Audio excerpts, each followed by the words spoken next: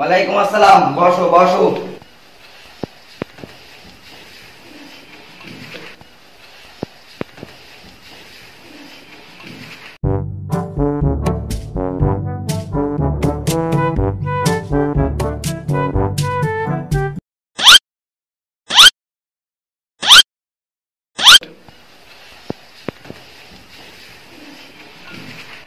মোটে এই কয়জন আর ছাত্রছাত্রী কই? স্যার ওরা দেখলাম পার্কে গার্লফ্রেন্ডে ঘুরতে গিয়েছে।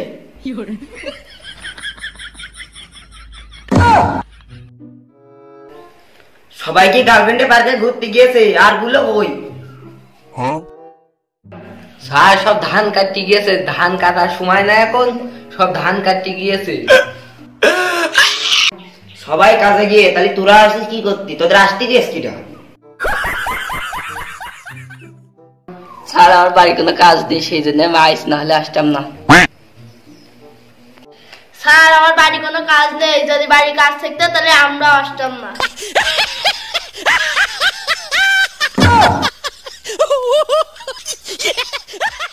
যাই হোক, তোরা সবাই বই বের কর 17 নম্বর পেজে। আচ্ছা ঠিক আছে।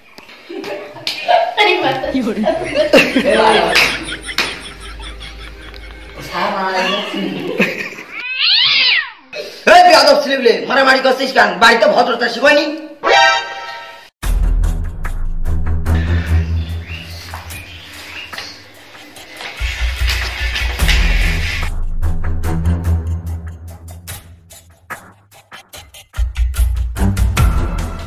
সাকিন, ক্লাস শুরুর আগে তুমি ফোন নিয়ে বসে আছো কেন? তুমি কি পড়াশোনা না করে এখানে সময় নষ্ট করতে চাও?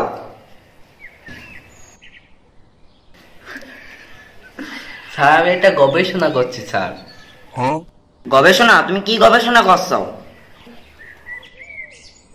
স্যার আমি জানার চেষ্টা করছি যে মোবাইল স্ক্রিনে যত সময় মানুষ খরচ করে তার থেকে বেশি সময় তারা না কোনোভাবে চিন্তা করতে পারে না। তাই আমি চিন্তা করছি যে এই মোবাইলটা আমাদের চিন্তা করার খবরটা কেড়ে নেয় কিনা। এখন তোমার চিন্তা করার ক্ষমতা কোথায়? তুমি কি আমার জানাচ্ছ আমি ভুলে গেছি? না স্যার, আপনি মোবাইল ছাড়া চলতে পারবেন। স্যার আমরা তো আধুনিক ছাত্র, তাই জন্য আমরা মোবাইল ছাড়া চলতে পারি না।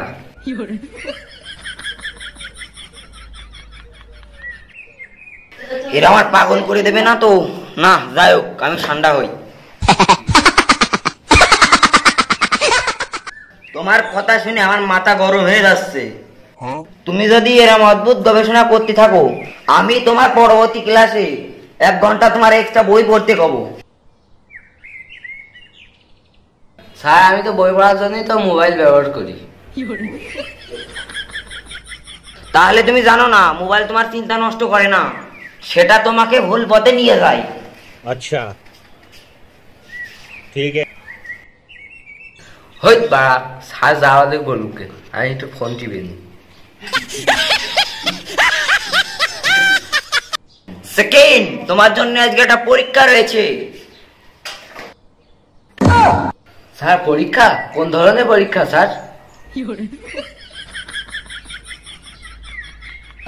আজ তোমার মোবাইল থেকে তোমাকে বই পড়তে হবে না, বরং তুমি যদি গবেষণা করতে চাও তাহলে তুমি পরীক্ষায় কিভাবে বই পড়ো আমাকে দেখাতে হবে।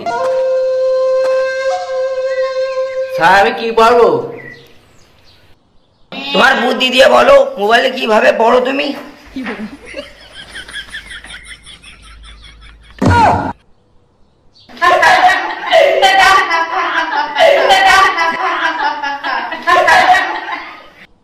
স্যার তো মোবাইল ক্যামেরায় নষ্ট, তাও কিভাবে বই পড়ে তা জানি স্যার। স্যার তো এই বিষয় জানতো না, কি কই আমার মান সম্মানটা খালি। সাকিন, তুই তো এরকম সারা জীবনে ফাঁকে দিয়ে আসিস, তা বইটাই তো পড়িস না।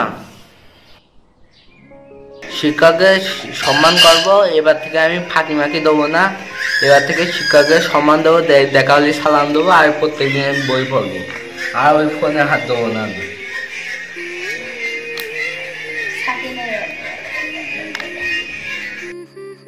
এটাই হলো সঠিক সিদ্ধান্ত। মোবাইলটা হলো কখনো শিক্ষার থেকে বড় হতে পারে না।